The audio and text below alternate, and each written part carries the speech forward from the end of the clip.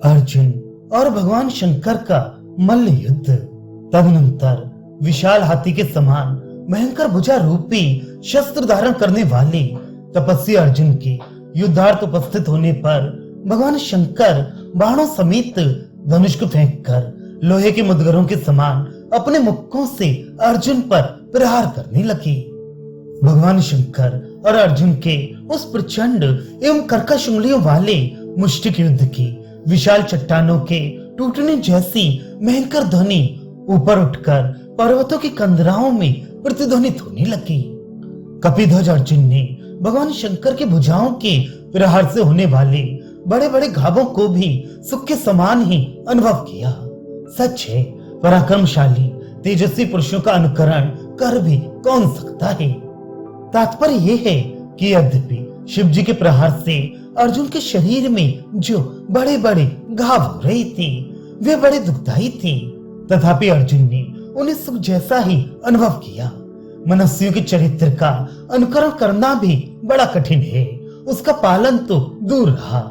जिस मनुष्य के चित्त में रौद्र रस का आवेश हो जाता है वह सुख दुख की गणना करता ही कहाँ है। शंकर का पर्वत के तटप्रांत जैसा विशाल वक्ष स्थल अर्जुन के प्रहार से उत्पन्न घावों के मुखों से बहने वाले रक्त के फुहारों से व्याप्त था। उस समय वे नूतन संध्या काल की लालिमा को धारण करने वाले बादल के समान सुशोभित हो रही थी। भगवान शंकर के वक्ष स्थल पर किया गया अर्जुन का मुष्टि प्रहार इस प्रकार से बारंबार प्रत्याहत हो रहा था, टकरा रहा था, जिस प्रकार से विस्तृत सहगिरी के तट पर वेगवती समुद्र की लंबी लहरें आकर टकराती हैं और पुनः वहीं से प्रत्याहत हो जाती हैं। भगवान त्रिलोचन शंकर ने अपनी दोनों बंधी हुई मुट्ठियों से जब एक साथ ही अर्जुन के दोनों कंधों पर जोर से प्रहार किया तब अर्जुन मद विवल की भांति 3-4 पग तक लड़खड़ाते हुए दूर हट गए और उनकी आंखें चकाचौंध हो गईं।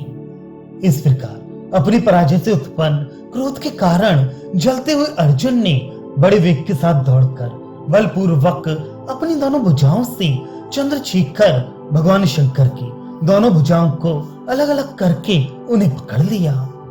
तदनंतर उन दोनों महान बलशालियों के बीच, जिन्हें अपनी विशाल भुजाओं के बल पर अभिमान था, ऐसा भीषण रण होने लगा जिसमें उनके हाथ और पैर के बंधन ही कठिन श्रृंखला बन गई तथा जिसके कारण हिमालय कांपने लगा।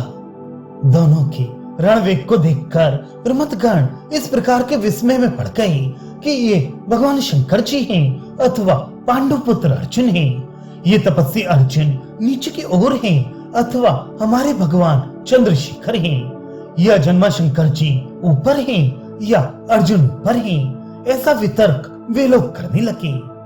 अर्थात उन दोनों का युद्ध इतने वेग से हो रहा था कि कोई पहचाने नहीं जा सकते थे कि कौन ऊपर जा रहा है और कौन नीचे जा रहा है।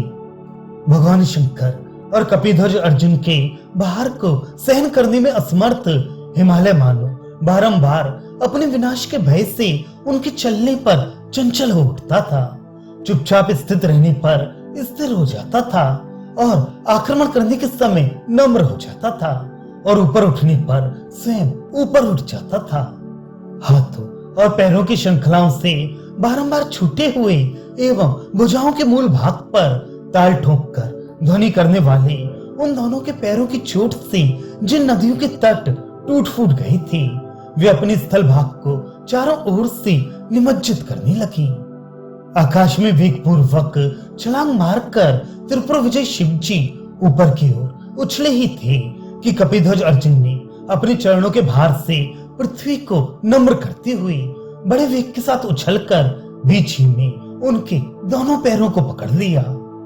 अर्जुन के इस उत्कट पराक्रम पूर्ण कार्य से तुरंत ही विस्मित होकर मोक्षदाता परम पुरुष शंकर जी ने अपने को धरती पर खींचने के लिए इच्छुक अश्रांत अर्जुन का छाती से लगाकर प्रगाढ़ आलिंगन किया।